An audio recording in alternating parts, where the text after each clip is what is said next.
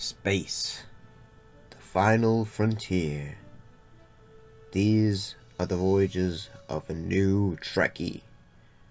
My 5-year mission to search out Star Trek media, to seek out our fans and merchandise, to boldly go where no fan has gone before.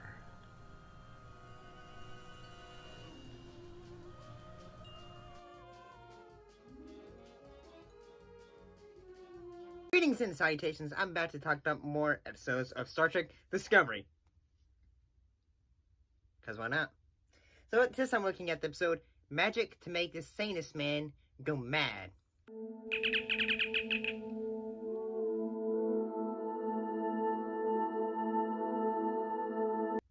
What was it about?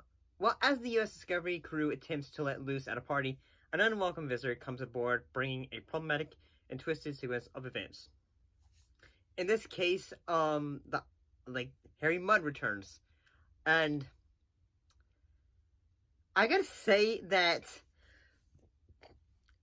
I feel like they did a good job of, having, the character of Harry Mudd be, in the past, in the TOS, he was always, say, this just goofy guy who's just always trying to get a bit of a scheme to go on.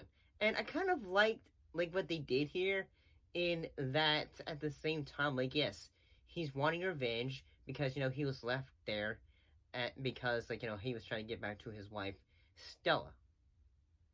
And, yeah, I think the idea of, hardcore Mudd basically using a device that can cause him to, change things, how we, say, okay, poof, Captain goes out to outer space.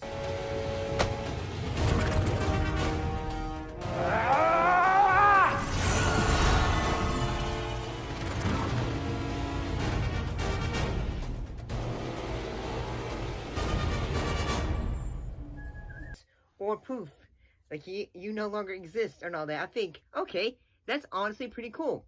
Because it makes, it makes it seem like Mudd is a lot stronger of a antagonist when he has, all the, technology and all that stuff that he has to, use to his arsenal. And but the one thing I will say this, though, is what makes this episode kind of fun, though, is it's basically, the Star Trek Discovery, Star Trek meets Happy Death Day, in that, characters are say, okay, we need to fix this, so that if we don't fix it, we won't able to, make it so Harry Mudd does not, take over the ship and all that, and we can be prepared for him next time.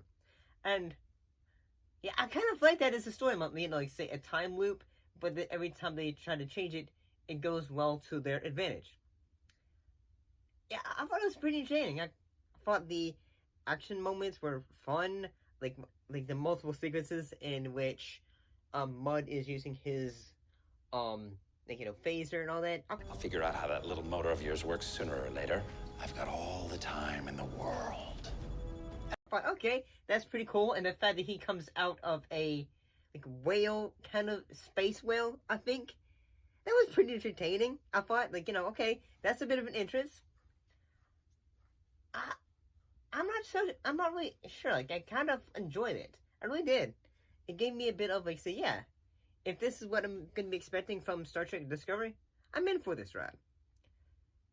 But I did find it kind of funny how at the end of it, basically he's trying to sell their ship, so basically he can make to the Klingons because he wants revenge, but at the end of it, they basically, instead of giving the coordinates to the Klingons, they give it to Stella and her father, and they go, and he's saying, oh shoot. I feel like it's just say, kind of the guy who doesn't want to get married, but then suddenly he goes, but then he goes say, okay dear, and all that. I don't know, I kind of thought that was funny because at the same time, in the original TOS, say he was married at one point, but he was not wanting to just be with her forever because they made a robot version of his wife. Yeah, I kind of digged it. That's just what I feel about it. I thought it was entertaining. That's what I think. See you next time.